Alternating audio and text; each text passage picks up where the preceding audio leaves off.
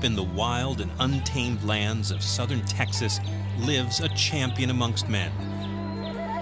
A new breed of gunslinger sworn to protect the border along the 113-mile Rio Grande. Every day, more than tens of thousands of vehicles pass from Mexico into the United States. And with many of those vehicles come drugs. Providing the first line of defense is our hero, a U.S. Customs officer named Popsicle. Popsicle's a Staffordshire Terrier mix. He's 3 years and 9 months old, and he's my partner. He's my narcotic detector dog. Customs Officer Rudy Carr works with Popsicle at the port of entry in Roma, Texas. Together, they run the line in an effort to detect illegal narcotics. Customs inspectors ask us to do a sweep on our vehicle. We just go around it at the primary booth when they come in from Mexico. The preparatory command is to get him on the chest so he can know that it's time to work, find it. He's trained to find marijuana, hash, cocaine, heroin, and methamphetamines. There has to be odor. But as long as he has a very minimal odor, he'll find it. It's almost amazing that Popsicle has the ability to bond with anyone, let alone behave in human company. When he was a puppy, he was mistreated by drug dealers up in Buffalo, New York. The drug dealer had no use for a pit bull puppy, especially during a raid. He put the pup into a plastic bag and stuffed it into a fridge. An officer saw the bag move and rescued the pup, who they named Popsicle. So he was all malnourished, he was non-responsive, hyperthermic, he was very skinny. Even as he recovered, Popsicle showed what's known as a high play drive. That's perfect for a customs canine. He can be rewarded by playing with him, although sometimes that high play drive overcomes Popsicle. Popsicle quickly became an expert on drug odors. He learned to associate narcotic scents with rewards, like play. But to stay on top and keep his job, Popsicle still has to do 4 to 5 training exercises a day and pass them all. I'm going to put a training in for Popsicle. There's a little baggie of marijuana, and usually we do this every day to train the dog so we can keep him up enthusiastic. So I'm going to place it inside the compartment of this bus. I'm going to place it right there for him. And then I just run with him and then reward him when he finds it. If he can find it. If we don't find it, then we got trouble. Nah, he's going to find it.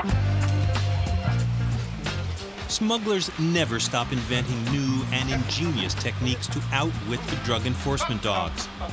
But masking the scent or encasing the drugs can't fool Popsicle's secret weapon, his sensitive snout. Popsicle has even detected a large quantity of marijuana concealed in metal boxes welded inside a gas tank. Good boy, good dog, good dog. Come on, buddy. Way to go, Pop. Way to go, Pop.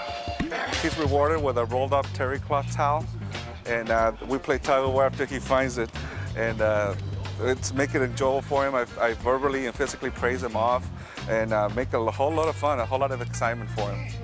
That towel is his paycheck. Working at the Roma port is a daily challenge.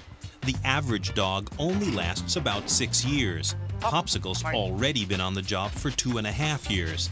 And in the U.S. Customs Service, any slip in performance is a one-way ticket to an early retirement. Popsicle must find every drug, whether for training or for real. Each relationship between a customs officer and his dog is unique. No one works with someone else's dog because it's absolutely necessary that the dog and the officer have an intimate understanding of each other. You build a rapport with your dog. You know what are his habits. I think Popsicle has a distinct personality that I understand. A lot of people, they just see him and he's a pit bull and they get scared of him. Actually, he's very playful. Sometimes he gets to be too playful, that I know that he's not searching. So I have to correct him and tell him, you know what, settle down, let's go to work, you know, we need to find it.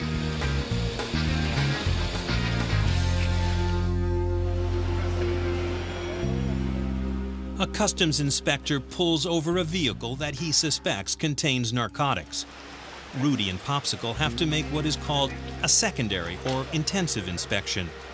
Rudy and Popsicle's continuous training is about to be put to a real test. I'm gonna go do the sweep. When I do the sweep, I'm gonna put him inside the vehicle, okay? Then he's gonna go do what he has to do inside. He's gonna come out, then I'm gonna put him inside the trunk. Finding a drug odor is called an alert. Most dogs alert by scratching, but true to his pit bull nature, Popsicle prefers to indicate narcotic odors by biting or chewing at the location of the smell. Good boy, good dog, easy. Good boy, good boy, good boy. If Rudy weren't quick to intervene, Popsicle could rip the source of the suspicious scent to shreds.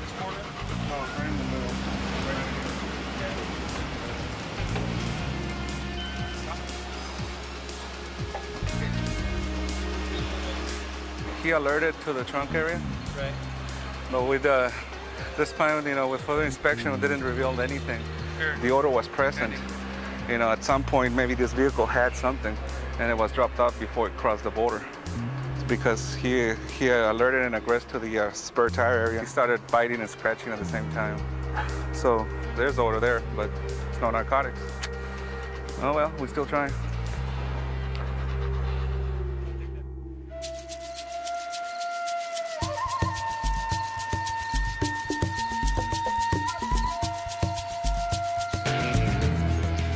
Popsicle lives in the port kennels at Roma. It's the port where he usually works, trying to stem the flow of drugs coming from Mexico. But there aren't enough canines to work all 11 ports of entry to the U.S. along the Rio Grande. So dogs like Popsicle are sent to remote border crossings to keep the drug smugglers on their toes. But the border is long, and the quantity of drugs is staggering. We're at the port of Los Ébanos, Texas. As you can see, it's the only hand-drawn ferry left in the United States. The volume of traffic, you only get like 3 cars at a time. It's kind of relatively slow traffic, but we still have a good quantity of narcotics trying to pass through this port of entry.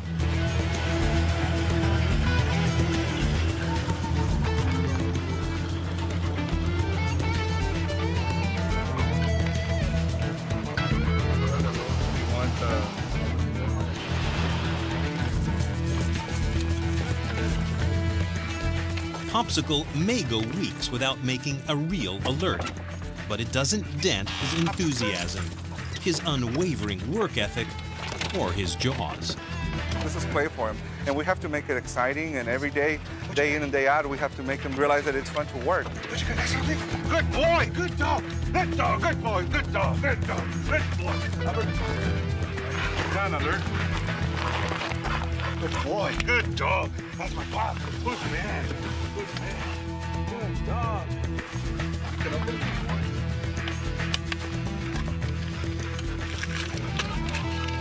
It's about 2.5 gram marijuana. And this is just different scents, just salt and pepper, just to have different scent. What you got there, boy? This was another planted test, but only Rudy knows that. A visit from Popsicle is a surprise and a deterrent. Go ahead, boy. Yeah. Cars often make a U-turn on the Mexican side when they spot Popsicle with their binoculars across the 30-foot wide Rio Grande. Come here, boy. Yeah. Because Popsicle has a reputation. Hump it, boy. Hump it, boy. Hump it. Yeah. In 1998, one of the thousands of trucks crossing the border pulled into the inspection dock. It was an 18-wheeler carrying produce. And in with that innocent-looking load were 3,075 pounds of cocaine, worth millions of dollars. It was a record-breaking stash that no one was going to forget. And it was an especially fitting way to get revenge on drug dealers who try and kill their dogs. Get out, Pop. Get out, buddy. Oh, get out, buddy. Get out, buddy. The The smugglers and dealers are probably the only people who don't like Popsicle's career as a great federal agent. He's not my pet. A lot of people think that these dogs are pets. They're not. They're working dogs. But we developed such a bond that I miss him, and I look forward to coming back to work every day. He gives me my kicks when I work with him because he's such a great little dog.